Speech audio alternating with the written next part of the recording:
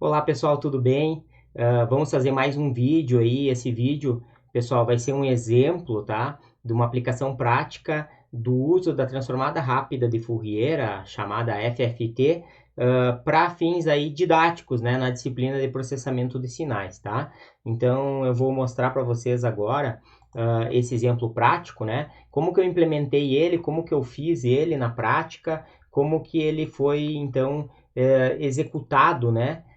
Desde a parte teórica até a parte prática, né? Então vocês já viram aí nas aulas anteriores, né, que a transformada rápida de Fourier é um algoritmo, né, e que ele se baseia então na amostragem no sinal é transformada no domínio do tempo para o domínio da frequência. Então vamos pegar um exemplo onde nós vamos fazer a amostragem de um sinal de áudio usando um microfone e pegando 2.048 amostras do sinal, né? Para fazer a transformada rápida de Fourier. Então, se tu pegar uma frequência de amostragem de 4 kHz, tu vai ter sobre essa frequência um período de amostragem de 250 microsegundos, tá? Quer dizer, é uma velocidade, um tempo de amostragem que um microcontrolador consegue fazer tranquilamente. Tanto um Arduino, né, quanto um outro microcontrolador. Nesse exemplo, nós vamos estar utilizando o ESP32, tá? Então, depois vou mostrar para vocês, né? Se eu tenho uma amostragem de 250 microsegundos e tenho 2.048 amostras, significa que eu vou ter um período total amostrado, né, de 250 micro vezes 2.048 vai me dar 0,512 segundos. Quer dizer, eu vou tirar uma foto, né, vou gravar 0,5 segundos, meio segundo, né, de intervalo de tempo, e com esse sinal eu vou fazer a transformada rápida de Fourier, né? E vou obter um espectro de até, como eu tenho aqui 4 kHz, né? Então, 4 kHz vai me dar uma frequência de Nyquist de 2 kHz. Quer dizer, eu vou poder visualizar as componentes desse sinal desde uma frequência fundamental de 1 sobre esse período, né? Então, 1 sobre 512 vai me dar, deixa eu só fazer o cálculo aqui, exatamente 1,9 Hz, tá? Então, a minha frequência fundamental aqui no caso vai ser 1,9 Hz, eu vou ter passos de 1,9 Hz até 2 kHz. Esse vai ser o meu espectro do sinal, beleza? Então vamos lá. Para fazer esse projeto, pessoal, eu vou estar utilizando o microcontrolador ESP32. Talvez alguns de vocês já tiveram contato com ele, né? Eu vou mostrar aqui o circuitinho prático que eu implementei na prática, né? Para que vocês vejam como que é simples, né? Eu utilizei então um módulo microfone pronto desses para Arduino, tá? Que é baseado no Max 9814. Ele tem ganho automático, então ele consegue largar um sinal analógico já com um nível médio de 1.25 volts, pronto para largar no conversor AD do microcontrolador. Então esse microcontrolador vai estar medindo de 0 a 3 volts, né? 0 a 2.5, né, que é a parte linear dele, com um offset de 1.25, tá ótimo, né, para a gente amostrar esse sinal. Tá? Então vai ter um microfone e vai amostrar o sinal com o conversor AD. Tá? Além disso, vai ter um display, né, onde eu vou poder visualizar as informações e, né, um display aqui, a comunicação dele está como I2C, tá? Então é um display OLED que tu também acha facilmente na China para vender, né? Baseado naqueles OLED 0.96 polegadas, né? E aqui eu vou botar também uma chave seletora para selecionar os modos de operação. Mas nesse exemplo que eu vou mostrar hoje não vai ter nada, tá? Então eu não vou usar a chave seletora, vou usar só o sinal do microfone, fazer a conversão AD, fazer a transformada rápida de Fourier e mostrar na tela o sinal que foi visto, tá? Então, esse é basicamente o circuito, né? Então eu gerei uma plaquinha, né?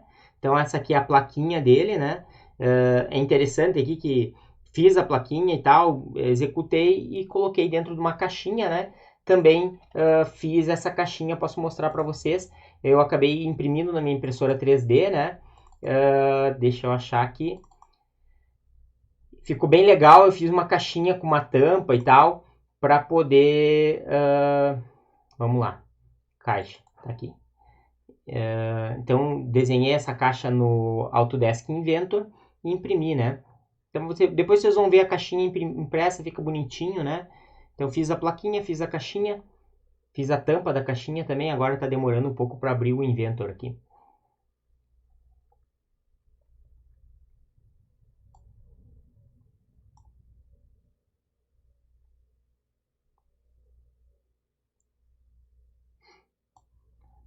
Tá aqui, ó, né? Então, aqui no Inventor, a caixa que eu desenhei, né?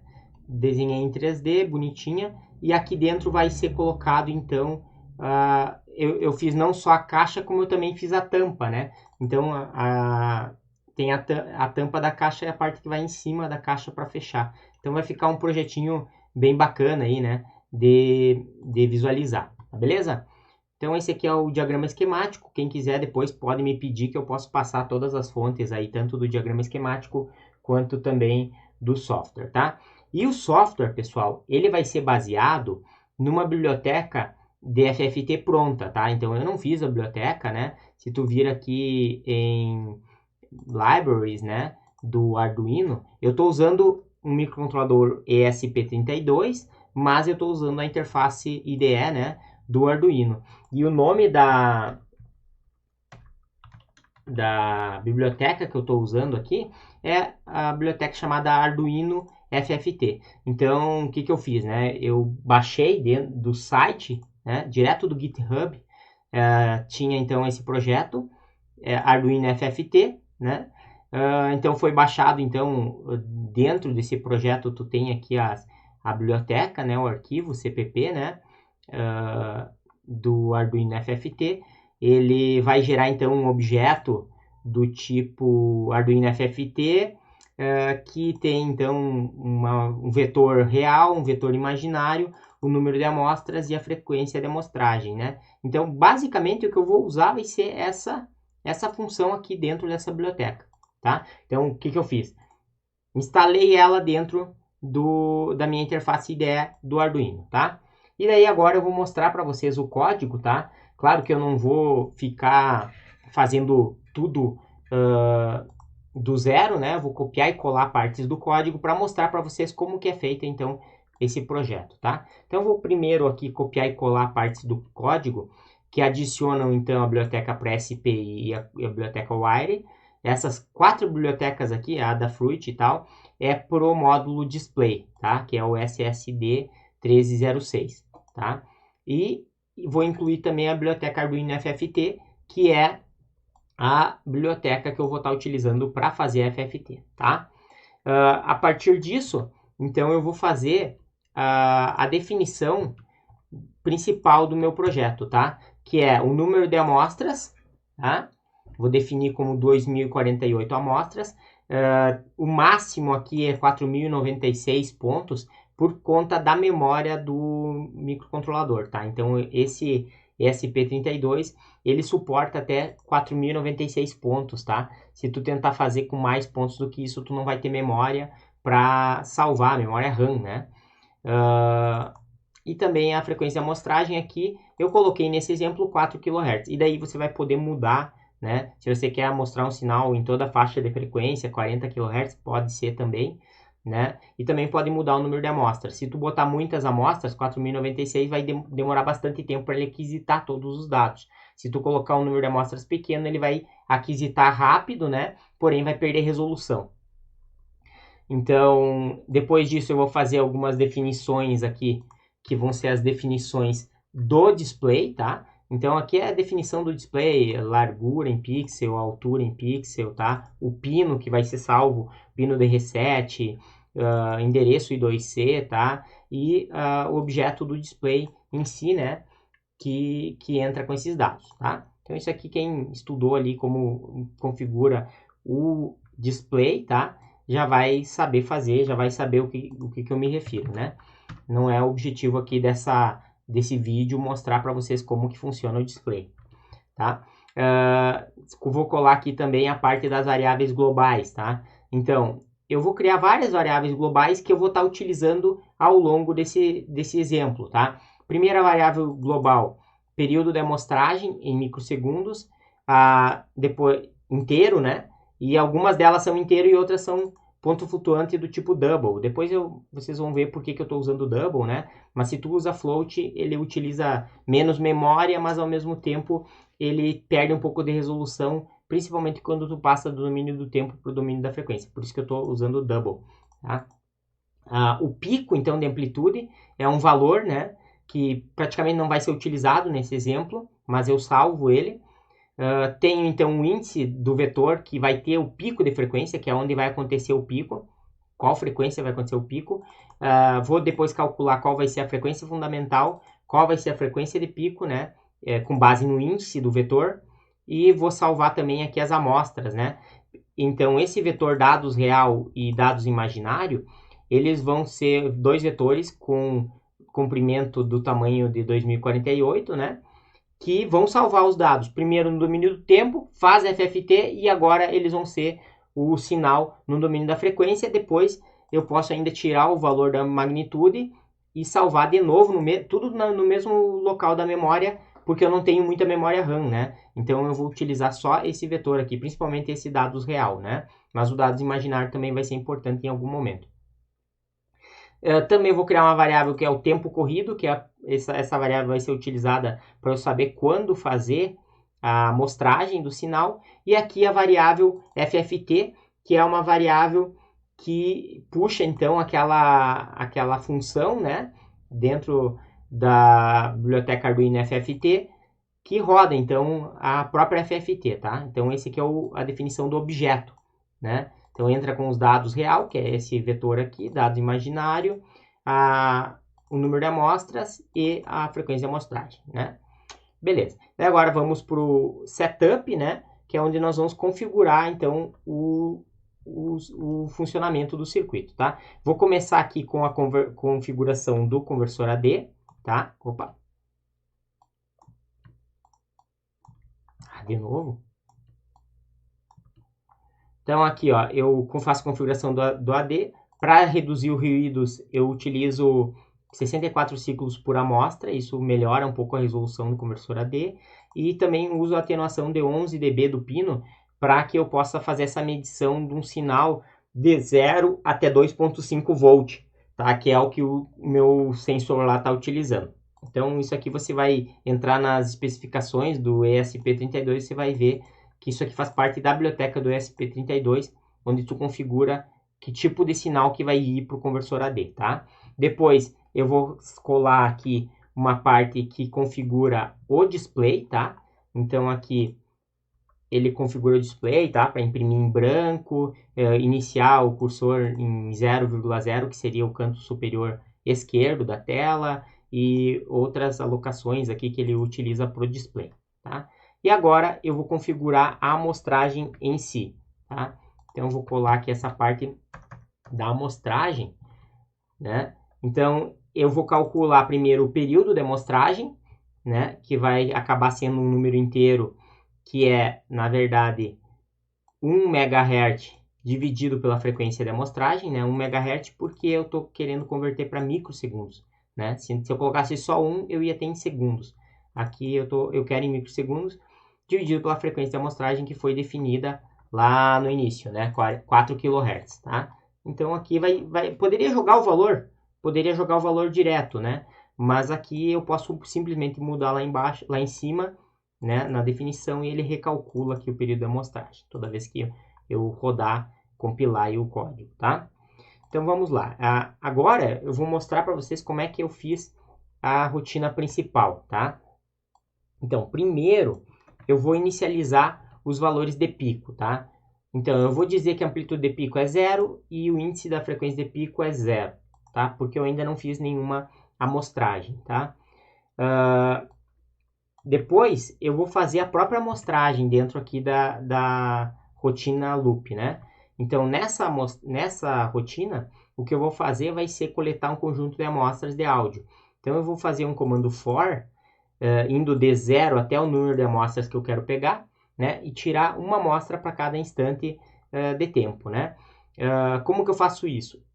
Primeiro eu meço o tempo corrido, né? Desde a última medição até agora, né? Utilizando o comando micros, né? Isso aí tem a ver com a biblioteca básica do Arduino, né? Daí, então, eu faço a leitura do pino do conversor AD, que é o pino 35, tá? E salvo no meu vetor, né? O meu vetor de dados. Então, eu vou fazer isso para o i igual a 0, i igual a 1, i igual a 2, até i igual a 2048, tá? Então, eu vou fazer toda a amostragem aqui, né? Fazer toda a leitura do sinal. Ele vai ficar meio segundo fazendo essa amostragem, né? E enquanto não chega o momento exato de fazer a próxima amostragem, né? Ou seja, enquanto não passar um período inteiro de amostragem, ele fica perdendo tempo, não faz nada, né? Então aqui ele não faz nada enquanto o tempo corrido for menor do que o período de amostragem, e quando for maior do que o período de amostragem, ele vai lá e faz outra amostra. Então com isso ele consegue fazer uma amostragem mais ou menos precisa, né? Para eu conseguir mais precisão, eu precisaria estar utilizando a interrupção de hardware aqui, só que eu, por questão de facilitar a minha vida, eu acabei não utilizando, tá? Mas o melhor mesmo, para ter melhor resolução, é utilizar um timer, né? A interrupção de um timer para conseguir pegar o tempo exato de cada amostra. Aqui ele não fica exatamente no instante exato e acaba tendo alguns errinhos aí, que depois vocês vão visualizar na prática, né? Então, se quiser fazer a coleta das amostras utilizando uma interrupção de hardware, seria melhor. Mas eu não vou fazer isso agora. Daí, agora que eu já tenho todas as minhas amostras salvas nesse vetor dados real, eu vou realmente calcular a FFT. Então, vou colar aqui a parte de cálculo da FFT. Então, o que eu vou fazer aqui? Eu vou aplicar uma função que está lá dentro daquela biblioteca que eu baixei, né? Chamada DC Removal, que remove o nível 0, ou seja, ele remove o valor médio dessa minha análise, né? Isso é importante porque eu estou amostrando com um offset de 1.5 volt, mas na verdade esse offset não existe na prática, né? Porque é um sinal de áudio. Então primeiro eu removo o nível DC, né? Aqui tem uma função de windowing para aplicar uma janela antes de fazer FFT, isso não é necessário, né? Então eu não faço, apesar de estar aqui, ela está comentada. Depois eu faço o cálculo mesmo da FFT utilizando o método forward, né? Que é aquele método parecido, muito parecido, na verdade, é igual àquele que a gente utilizou, né? De dizimação de base 2, né? Expoente 2, que é o método forward, né? Indo para frente, né?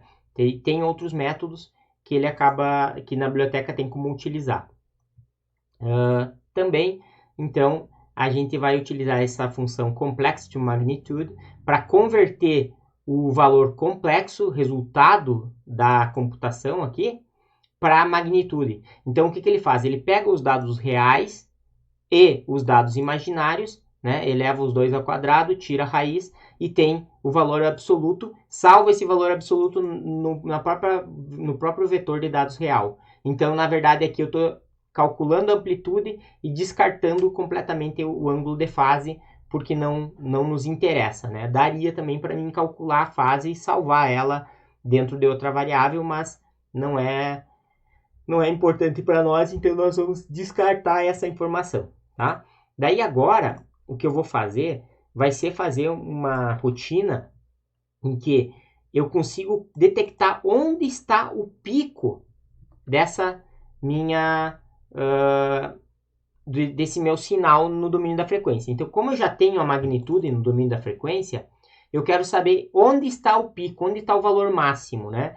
Para isso, o que eu faço? Eu faço um outro comando for, né? Só que aqui, em vez de eu fazer varredura de todos os valores, de todas as frequências, eu vou ir só até a metade dos pontos, né? Porque é só até a metade da frequência. Então, eu vou ir DI igual a 2, né? Tirando ali a parte do nível DC. até a metade do número de pontos e vou testar para verificar se esse dado atual é maior do que o pico, né? Se ele for maior que o pico, então ele é um novo pico, né? E ele salva o índice de pico. Então, fazendo essa varredura aqui com esse comando for, eu vou estar conseguindo, na verdade, verificar onde que está o pico, né? Qual que é o valor máximo, qual que é a frequência, qual que é o índice no vetor, né? Que eu vou ter o pico máximo, né? Aqui essa amplitude de pico eu nem estou utilizando. Depois você vai ver que eu nem vou utilizar, mas eu quero saber onde que está o índice, porque nesse índice vai ter a informação de qual a frequência da minha frequência máxima ali que está acontecendo, tá? Isso aí, por causa do afinador de guitarra, é essencial, né? Porque eu preciso saber qual que é a frequência daquela corda que está tocando no violão, tá? Então, eu calculo aqui o máximo, né? Daí, eu calculo pelo índice qual que é a frequência do pico, que é, na verdade, o próprio índice multiplicado pela frequência fundamental, né? A frequência fundamental eu já tinha calculado como sendo a minha frequência de amostragem dividido pelo número de amostras, né? Que eu já tinha mostrado aqui no Open Board, né? Minha frequência fundamental, ela é 1,9 Hz, ok? Então, tranquilo, né? Agora eu já sei qual a frequência de pico. Então, a informação que eu queria era essa, frequência de pico. Então, agora eu vou fazer aqui mostrar na tela um código, né? Para mostrar na tela essa frequência de pico, tá? Então, vou colar aqui códigozinho para mostrar na tela a frequência de pico. Então, é esse aqui, ó, né? Então, primeiro ele vai limpar a tela, tá? Depois ele vai colocar o cursor no 0,0, que é o início do canto superior esquerdo, né, da tela. E daí eu vou imprimir, né? Vou primeiro imprimir analisador de espectro, depois vou imprimir essa minha linha em branco, e depois eu imprimir a frequência de amostragem, né, para mostrar ela em kHz, divido por 1000 porque ela está em kHz. Vou mostrar o número de pontos, né, número de amostras, mostrar o período total, né, que é 1 sobre o período da frequência fundamental, em segundos aqui. Vou mostrar a minha frequência fundamental, vou mostrar o índice no qual está ocorrendo o pico dentro do vetor, e vou mostrar a própria frequência de pico, né, e vou imprimir na tela, tá? Então, é basicamente isso, o código, né, que vai estar sendo utilizado aí nesse caso, tá? Isso vai resultar, pessoal, eu vou agora passar um vídeo, tá, que eu gravei, mostrando como que isso aqui vai acontecer dentro do microcontrolador, beleza? Então tá. Então tá aí, pessoal, o código que nós programamos, né? Ele resulta nessa telinha que você consegue ver aqui, né? Uma frequência, então, de amostragem de 4 kHz, um número de pontos de 2048 pontos, né? Também a gente vê aí um período de amostragem na ordem de 0,5 segundos, né? E daí, claro, ele vai mostrar uma frequência de pico ali, que é por causa dessa voz da minha voz, né? Agora eu vou gerar um sinal aqui, ó, de 1 kHz e vou ver o que ele detecta.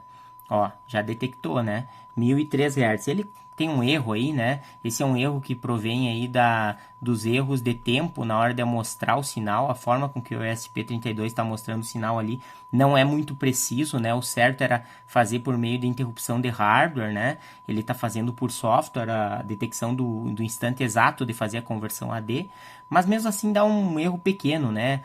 3 Hz em 1000 é 0,3%, né? É uma frequência, um erro baixo, né? Então aqui eu posso mudar essa frequência, por exemplo, vou até 1500 Hz aqui, 1508, ó, ele detecta, ó, 1499 ele está medindo 1503, né?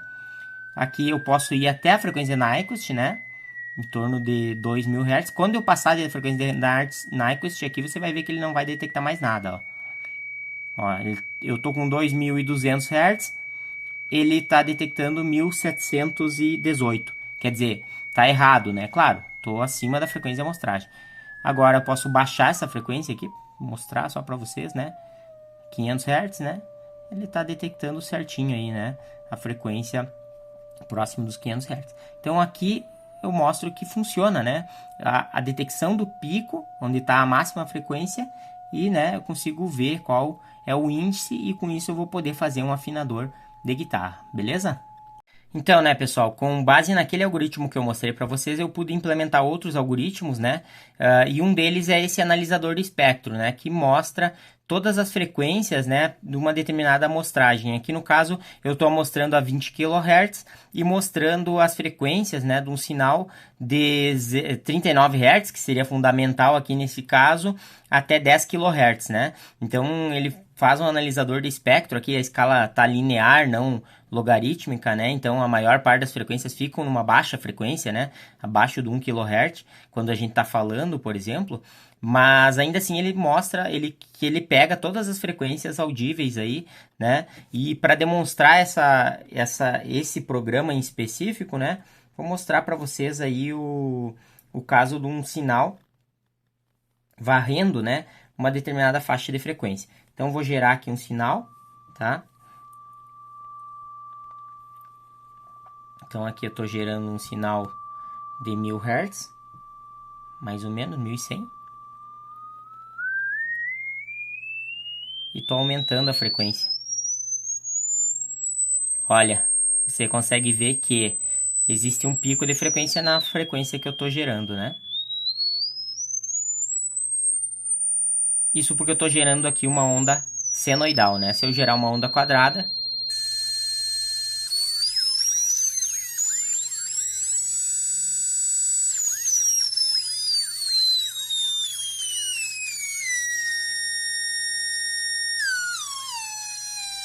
você vê, né, que a onda quadrada ela tem outras frequências juntas, assim como a onda dente de serra, né? Mas na onda senoidal ela fica pura, né? Da mesma forma aqui, como eu estou mostrando a 20 kHz, se eu gerar uma frequência acima dos 10 kHz, ele não vai conseguir mostrar, né? Beleza? Era isso então. Essa é uma das funcionalidades. Agora eu vou mostrar outra funcionalidade. Então, pessoal, a outra funcionalidade que eu implementei foi esse afinador de guitarra, tá? Ele é basicamente o mesmo algoritmo que eu mostrei antes, com uma parte ali do algoritmo para gerar o gráfico, né? Então, quando ele detecta que existe uma frequência próximo da frequência das cordas do violão, né? Ele vai detectar e vai imprimir, né? Agora, por exemplo, que eu estou falando, né? Ele está pegando ruídos numa frequência fora da frequência do som que ele está esperando, por isso ele não plota nada. Mas quando eu tocar uma corda, por exemplo, agora eu ficar quieto, você vai ver que ele vai mostrar 120 Hz.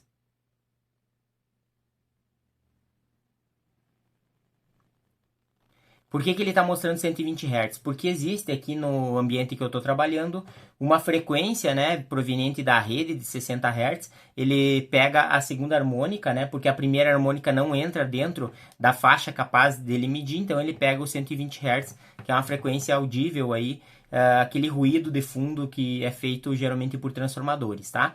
Mas tirando uma frequência, é uma amplitude muito baixa. Então, quando eu toco uma corda da guitarra aqui, você vai ver que ele vai ter uma amplitude bem alta e daí ele vai detectar facilmente. Vou mostrar para vocês agora. Eu vou tocar o Lá. Veja que esse Lá já está afinado, né? Se eu apertar mais a corda, ó,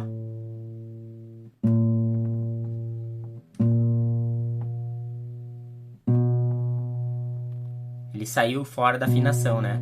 Então eu vou soltar ela.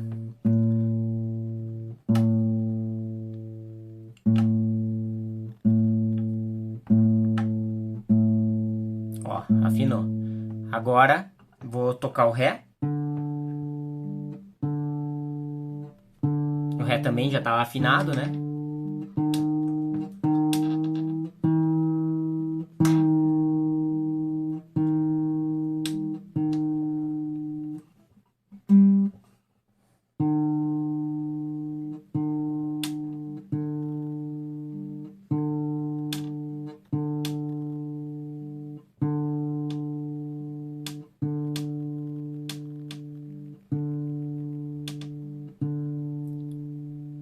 Tá aí, 146 Hz. Agora eu vou afinar o Sol.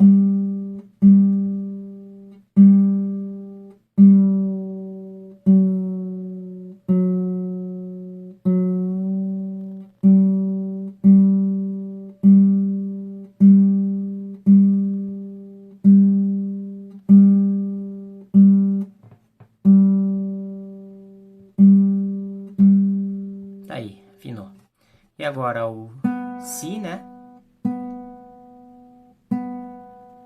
Tá afinado. E o Mi, o Mizinho, né? Ó, o Mizinho. Tava afinado também. Olha, ele tá mostrando a frequência fundamental do sinal, ó.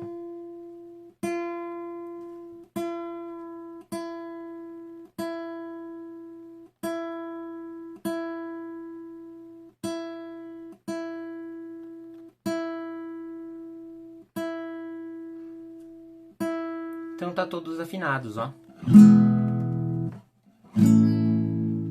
É, né? Mais ou menos. É, claro, né? Não é um equipamento profissional, é um equipamento para fins didáticos, mas já mostra, né, as funcionalidades que a transformada de Fourier pode ter, né, numa aplicação prática.